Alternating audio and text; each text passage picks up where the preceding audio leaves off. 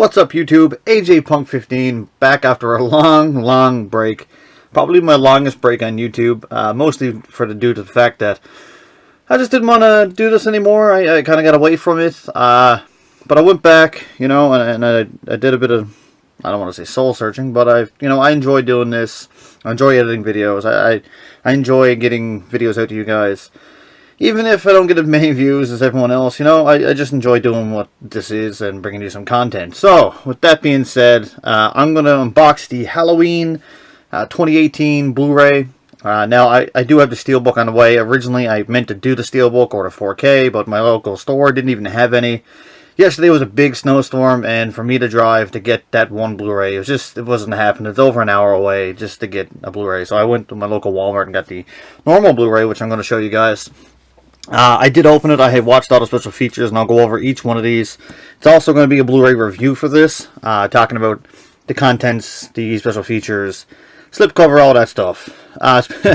Bear with me, it's been a while since I did a video, but nevertheless, here we go, Halloween. Here's the front cover, guys. The spine. Now, I will mention on the front cover here that it's all embossed. Michael's mask is embossed. The lettering on the Halloween is all embossed too, as well. If you're wondering what this plastic sheet is still doing over it, hey, you said you watched it. I did. This is a special thing I order online to keep the slip covers from getting damaged.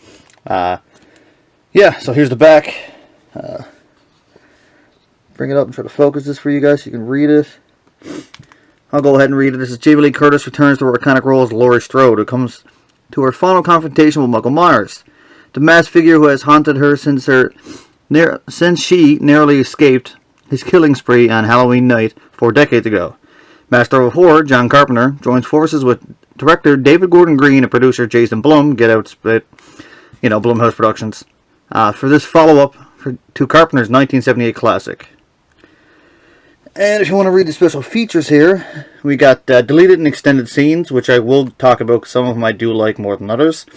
Back in Haddonfield, Making Halloween. It's not that long, but it's, I'll get into it. Original Scream Queen, The Sound of Fear, Journey of the Mask, and The Legacy of Halloween.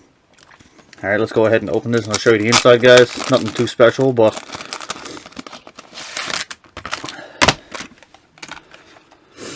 alright, we got the same thing in the front. No. There we go. No, it's not embossed. It's just normal sheet. Halloween. The only thing I don't like about being in Canada, sometimes we get this thing here that says talking about the French versions included. And it's the exact same on the back. Open it up. We got our digital copy code right here.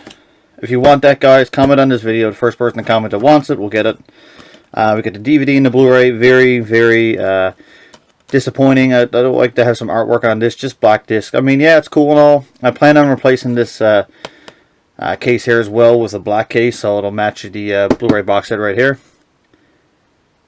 Yeah, just very basic Blu-ray release in terms of stuff in it. Alright, now let's talk about the special features of this Blu-ray. First up, I'll talk about the Back in the Haddonfield Making a Halloween. It's not very long. It's definitely less than 10 minutes. It's basically everyone from the film sat down and are talking about the film in the process of making it. Mostly all on set stuff, so as they're shooting the movie, a lot of them are talking about it.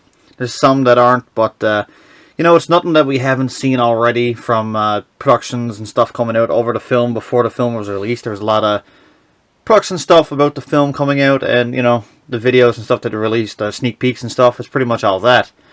The original Scream Queen is a look at Jamie Lee Curtis 40 years later after the original, and how her iconic role was brought back to life. Once again, it's still pretty short, nothing spectacular, but, if you're a fan of the series, you're going to watch it for sure. Next up is The Sound of Fear. Now, The Sound of Fear is basically John Carpenter and his son and his people that he does the live shows with. They came back and did the original score for this film 40 years later after producing the original score.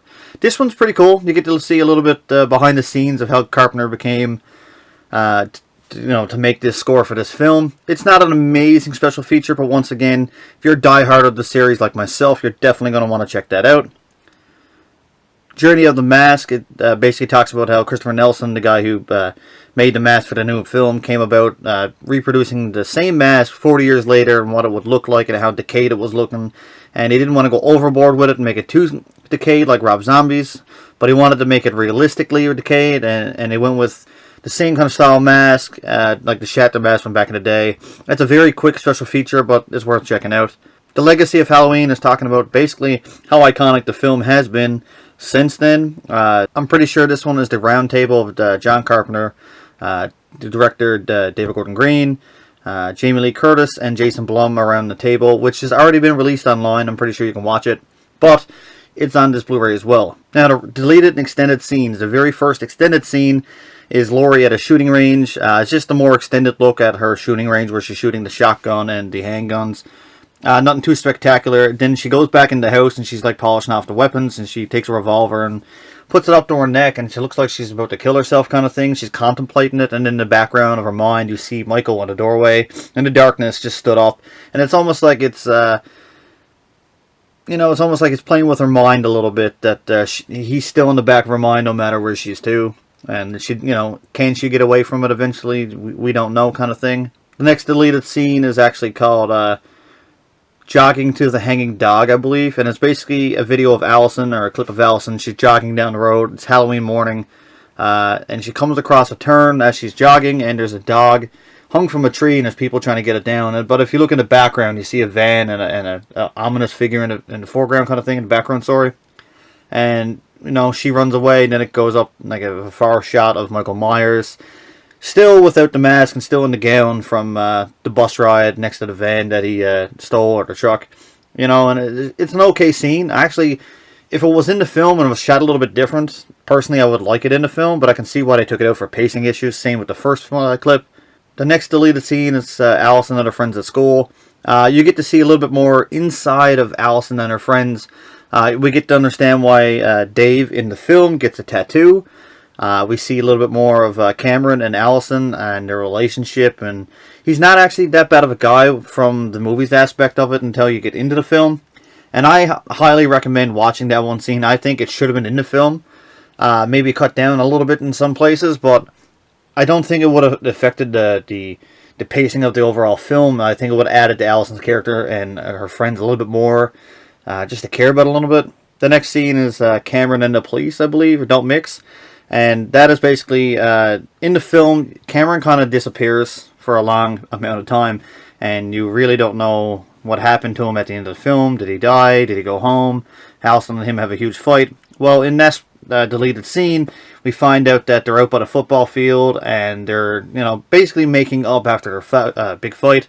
Cops come, and he mouths off to him, and they arrest him and take him away, and Allison and Cameron's friend, they start walking, and that leads into the scene with Allison and the friend walking, and, all that events. I think, once again, that scene should have probably been added to it. Cut down a little bit, but 100% it should have been added to it, because we don't know what happens to Cameron, and this pretty much tells us flat out what happens. The next deleted scene is actually Sartain and the deputy, or the cop dude. I can't remember his name for the life of me right now. Hawkins, I believe. Deputy Hawkins, or Sheriff Hawkins, sorry. It's an extended look at their car ride when they're going around trying to look for Michael Myers, and it's just not needed. Sartain's picking his nose at one point, and he asks him if he wears ladies' underwear, and it just doesn't blend well with the story. My honest opinion, I'm sure that the writer Danny McBride definitely had something to do with it. It had his fingerprints all over it. I think I'm missing one or two more extended scenes. I could be totally wrong.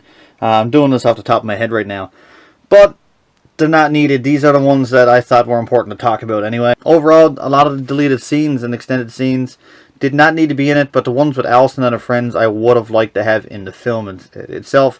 Just added to Allison and her friends a little bit more, so when they did die, or you're cheering for Allison, you would have cared a little bit more. It would have been a little bit more character development for the characters itself, and that's never a bad thing. Anyway, guys, I really hope you enjoyed this Blu-ray unboxing and review. If you want to know what I thought of the Halloween movie itself, I will be doing a full review in a few minutes here. I'm just gonna get back to doing what I like to do, and film Blu-ray reviews and movie reviews itself.